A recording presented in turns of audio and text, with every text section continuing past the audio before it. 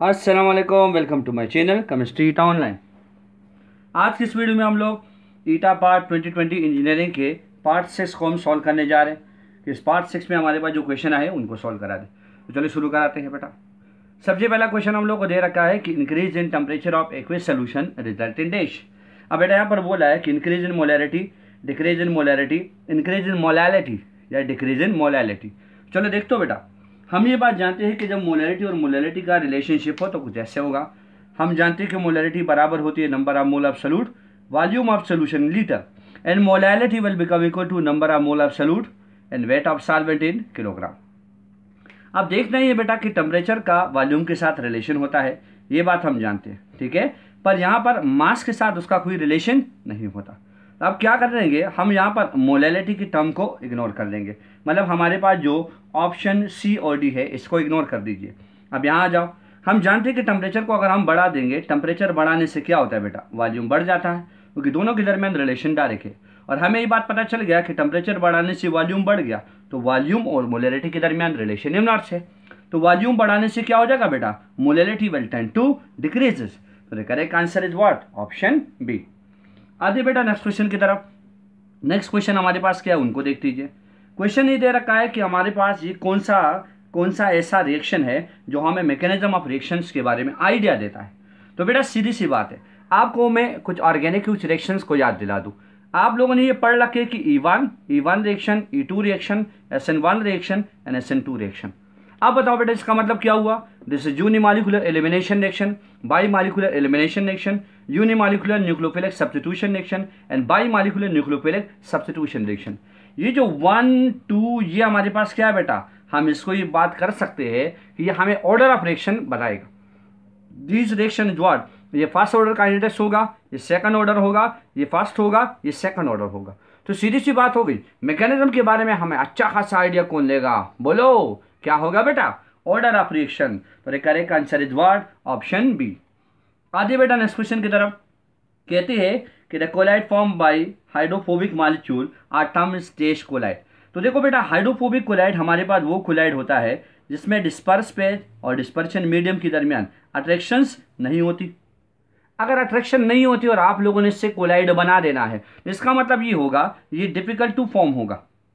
इसकी जो फॉर्मेशन होगी वो बहुत ही ज़्यादा मुश्किल से बन जाएगी, डिफिकल्ट, ठीक है, ये बहुत ही मुश्किल से बनेगा।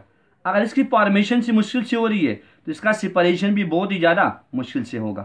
पहली बात तो ये होगी कि इनको हम लोग क्या करेंगे, इस डीपी को हम लोग 1 से लेकर 1000 एंगस्ट्रॉम तक तोड़ेंगे। और दूसरी बात क्या होगी कि इसके दरमियान हमारे पास क्या अट्रैक्शन तो नहीं है। तो अब हम क्या करेंगे, इस डीपी पर हम चार्ज लेकर आएंगे, तो चार्ज फॉर्मेशन हम कर लेंगे। तो चार्ज ले आना और पार्टिकल को छोटे छोटे हिस्सों में तोड़ना ये बहुत ही मुश्किल है। तो अगर हम लोग उसको बनाएंगे तो मुश्किल से बनाएंगे, और अगर सेपरेट करेंगे तो भी मुश्किल से करेंगे। तो this type of colloid set toward बेटा इरिवर्सिबल कोलाइड। हमारे पास जो हाइड्रोफिलिक कोलाइड होता है आसानी से बनता है और आसानी से अलग हो जाते हैं। तो हम ये बात बोलेंगे कि वो हमारे पास रिवर्सिबल कोलाइड है, and this type of colloid is set to irreversible colloid. आगे बढ़ते बेटा नेक्स्ट क्वेश्चन की तरफ। नेक्स्ट क्वेश्चन दे रखा है कि अगर HCl सोल्यूशन हो तो इसके लिए कौन सी वैल्यू होनी चाहिए। ऑप्शन आपको दे रखे है, large pK, high pH, high Ka, लो K। तो देखो बेटा, अगर मैं आपको एसिडिक स्ट्रेंथ के बारे में बता दूं तो acidic strength is inversely proportion to what बेटा, pH। जितना pH की वैल्यू कम होगा उतना हमारे पास ये मोर एसिडिक होगा, ठीक है बेटा। और यहाँ पर हम ये बात करा सकते हैं कि acidic strength is directly proportion to K and acidic strength is inversely proportion to pK। तो अब मुझे बताओ बेटा क्या होगा, हमारे पास ये बात होनी चाहिए कि pH कम होगा तो हमारे पास एसिडिक स्ट्रेंथ ज़्यादा होगा। क्यों, क्योंकि HCl हम जानते हैं दीज आर स्ट्रॉन्ग एसिड। तो एसिडिक स्ट्रेंथ ज़्यादा होगा तो हमारे पास pH कम होना चाहिए, K ज़्यादा होना चाहिए और pK कम होना चाहिए। तो आप ऑप्शन में निकाल दो, क्या लार्ज pK, नो, क्या हाई pH, नो, क्या हाई K, यस। तो करेक्ट आंसर इज व्हाट बेटा, ऑप्शन सी। और लो K भी तो नहीं हो सकता। चलो आगे बढ़ते बेटा नेक्स्ट क्वेश्चन की तरफ। हम लोग एक क्वेश्चन दे रखा है कि experimental value of bond length for the heteronuclear molecule are always dash from calculated value.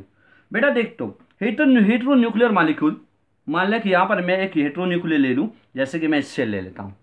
तो यहाँ पर हम ये बात जानते हैं कि यहाँ पर जो इलेक्ट्रॉन है वो हाइड्रोजन और क्लोरीन के दरमियान म्यूचुअल शेयरिंग हो रहा है, मतलब कोवेलेंट बॉन्ड बन चुका है। पर प्रॉब्लम ये हो गई कि यहाँ पर हम लोग ये जानेंगे कि बॉन्ड लेंथ कुछ इस तरीके से कुछ ना कुछ होगा, मान लें हमारे पास x है। अब क्या है कि क्लोरीन हम जानते हैं कि जिसकी इलेक्ट्रोनेगेटिविटी हाइड्रोजन के रिस्पेक्ट में ज़्यादा है, तो क्या होगा बेटा, ये क्लोरीन लगेगा और इस इलेक्ट्रॉनों को अपनी ओर खींचेगा। तो मतलब जो इलेक्ट्रॉनिक सिमेट्री होगा वो क्लोरीन को और ज़्यादा होगा।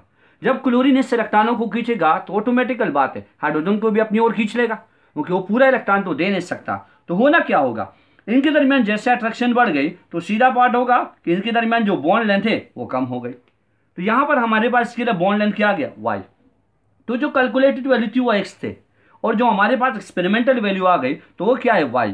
और एक्सपेरिमेंटल वैल्यू हमारे पास कैलकुलेटेड वैल्यू से क्या होगी, वो कम होगी। तो यहाँ पर क्या बता रखा है कि बॉन्ड लेंथ पर hetero nuclear molecules are always what, वो हमारे पास कैलकुलेटेड वैल्यू से क्या होगी, वो लेस होगी, तो लेस देन होगी।